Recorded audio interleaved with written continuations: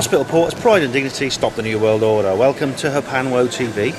I'm here with Mike Rutter at the Probe Conference. Hello, Mike. Hi there, Dan. Ben. Right. Tell us a bit about yourself and what you do. Yeah, my name's Mike. I've been running this magazine. Rapport, found and published Witness Support Group. Right. Okay. It's a magazine which enables us to put our own have members who have been abductees, who have been contactees, and it's a support group which mainly deals with people that have had an abductee or a contactee or contacts themselves. And you'll have to do it again. It's all right. No, it's okay. It's all rough cut here. So basically, you're looking for other people who've had contact with extraterrestrials. Yeah, that's right. Yeah. And so you can get together and sort of like share stories and find mutual support and things like that. That sounds like a good idea. Let's have a look at the magazine just a minute. So that's £2.50, and this says, what's the Ken Phillips Witness Support Group? Right. It originally started off in its embryo version as the Ken Phillips Support Group. He used to be an investigator for now almost defunct Bufora. And over a few years, this is my second term as an editor for the magazine. We're looking at people that have had contact, who have been abductees, and they want support. We meet on an ad hoc 2 or 3 times a year, regular fashion, and we give support to people who have had. It's all rough cut. Yeah, why do you think? I mean, for someone who's had experiences with extraterrestrial contact and things, why do you think that the existing structures, for instance, the National Health Service and going to see a psychologist, do you think these structures are not enough already? Okay, to say that the NHS is giving support, well, my short answer to that has got to be blunt. There is no support because they are all governed by the government totally.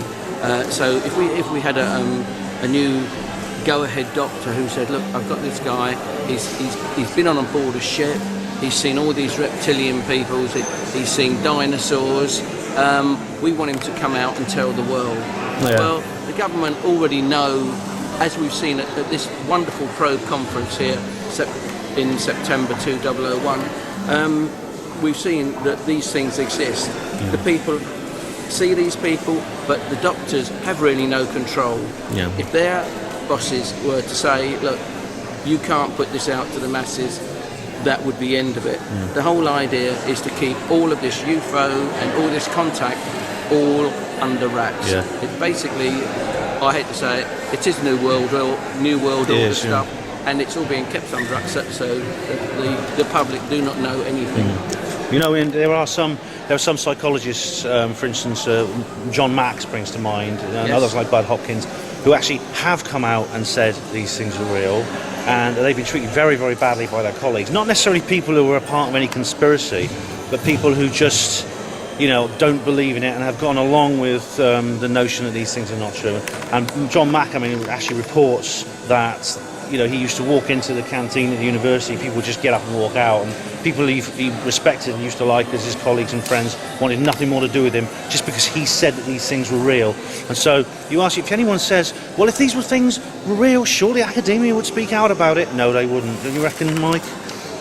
Very good about John Mack. Also Bud Hopkins. Well, rest in peace, Bud. Yeah.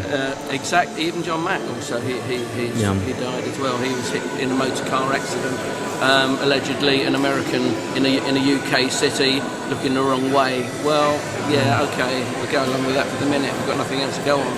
But yes, he did come out. He listened to the people who were coming to him with psychological problems. They were saying, I'm getting all these terrible dreams and of being abducted on spaceships and what have you.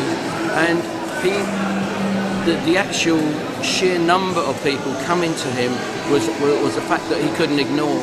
And this is where John Mack's involvement firstly came.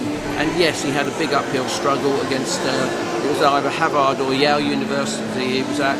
And yes, he had a big uphill struggle with them. And eventually, by publishing a book and by publishing real bona fide letters from these people, he was able to bring this forward.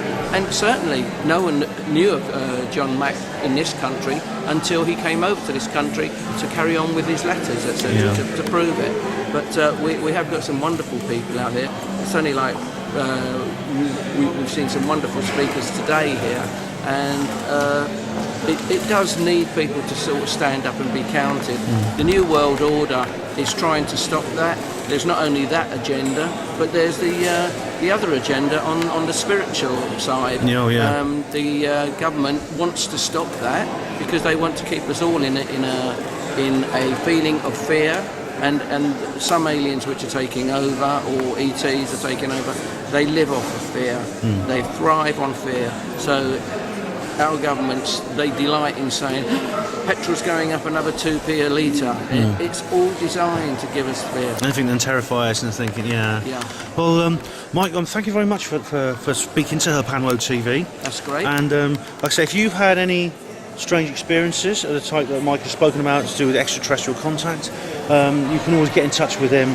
And this is the magazine. And the website is there a website? No website. We are taking on board on that, and you can get me at Rapport Mag, Rapport Mag 2009 at yahoo.co.uk.